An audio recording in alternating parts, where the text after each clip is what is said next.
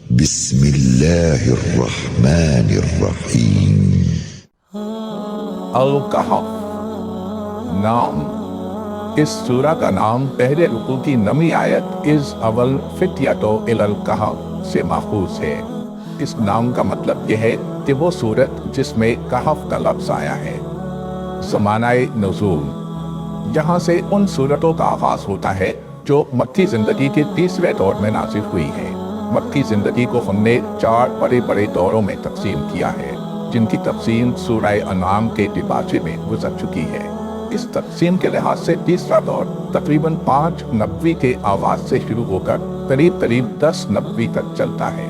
اس دور کو جو چیز دوسرے دور سے ممتاز کرتی ہے وہ یہ ہے کہ دوسرے دور میں تو قریش نے نبی صلی اللہ علیہ وسلم اور آپ کی تحریک اور جماعت کو دبانے کے لیے زیادہ تر تضحیک، استہزاء، اعتراضات، الزامات، تخفیف، اطماع اور مخالفانہ پروپیگنڈے پر اعتماد کر رکھا تھا، مگر اس تیسرے دور میں انہوں نے ظلم و ستم، مار پیٹ اور معاشی دباؤ کے ہتھیار پوری سختی کے ساتھ استعمال کیے، یہاں تک کہ مسلمانوں کی ایک بڑی تعداد کو ملک چھوڑ کر حبش کی طرف نکل جانا پڑا، اور باقی ماندہ مسلمانوں کو اور ان کے ساتھ خود نبی صلی اللہ علیہ وسلم اور آپ کے خاندان کو شیب ابی طالب پہ محصور کر کے ان کا مکمل معاشی اور معاشرتی مقاطعہ کر دیا گیا۔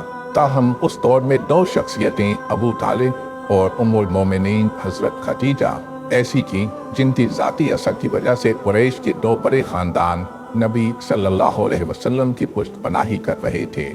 10 نبوی میں ان دونوں کی آنکھیں بند ہوتے ہی یہ دور ختم ہو گیا اور چوتھا دور شروع ہوا جس میں مسلمانوں پر مکے کی زندگی تنگ کر دی گئی، یہاں تک کہ آخر کار نبی صلی اللہ علیہ وسلم سمیت تمام مسلمانوں کو مکہ سے نکل جانا پڑا۔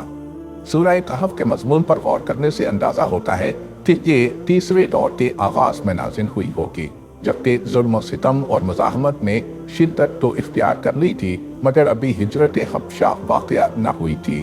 اس وقت جو مسلمان ستائے جا رہے تھے ان کو اصحاب کہف کا قصہ سنایا گیا تاکہ ان کی ہمت بڑھے اور انہیں معلوم ہو کہ اہل ایمان اپنا ایمان بچانے کے لیے اس سے پہلے کیا کچھ کر چکے ہیں۔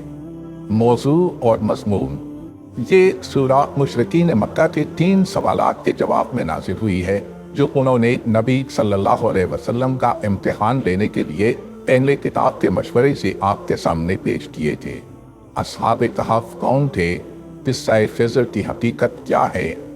روایات میں آتا ہے کہ دوسرا سوال روح کے متعلق تھا جس کا جواب سورہ بنی اسرائیل کے رکوع 10 میں دیا گیا ہے، مگر سورہ کہف اور بنی اسرائیل کے زمانہ نزول میں کئی سال کا فرق ہے اور سورہ کہف میں 2 کے بجائے 3 قصے بیان کیے گئے ہیں۔